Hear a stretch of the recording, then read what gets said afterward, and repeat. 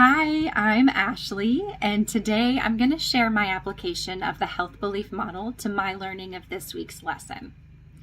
The health belief model construct that I'm focusing on is called Self Efficacy.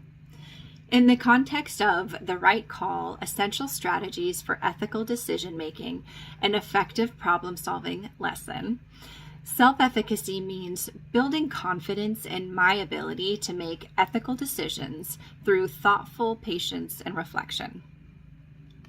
This activity requires me to reflect on my own practice of applying ethical decision-making steps using the principles of autonomy, beneficence, integrity, and also to reflect on the resulting outcomes of how they align with my values. The first reflection question is, how did practicing ethical decision-making in small situations boost my confidence in handling more complex or challenging ethical dilemmas? So when I think about how practicing ethical decision-making in small situations boosted my confidence in handling more complex dilemmas, I think about the experiences I had while volunteering in my own community with my son. We like to participate in neighborhood cleanups, and during one of those events, there were some moments that required quick but thoughtful choices, especially when it came to fairness, safety, and respect for others in the community.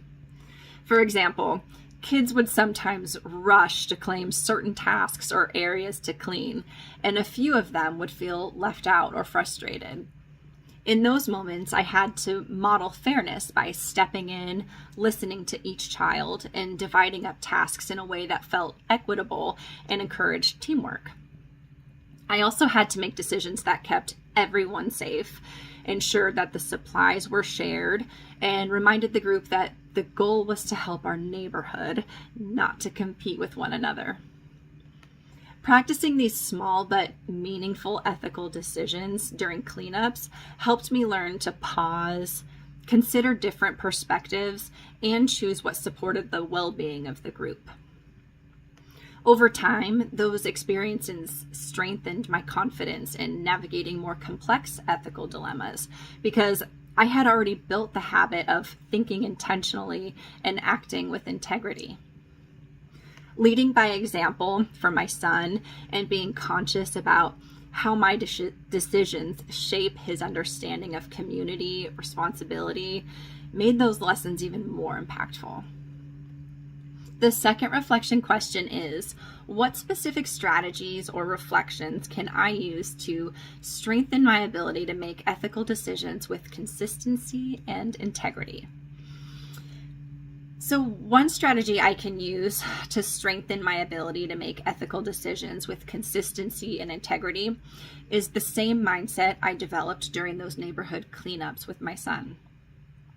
When we volunteer, I'm reminded of the value of slowing down, observing what's happening around me, and remembering that each decision affects not only one person, but the entire group. Carrying that forward, I can continue practicing intentional reflection, asking myself whose needs are involved, who might be impacted, and what choice supports fairness and respect. Another strategy is modeling the same behaviors I want my son to learn: patience, empathy, and a willingness to listen before acting.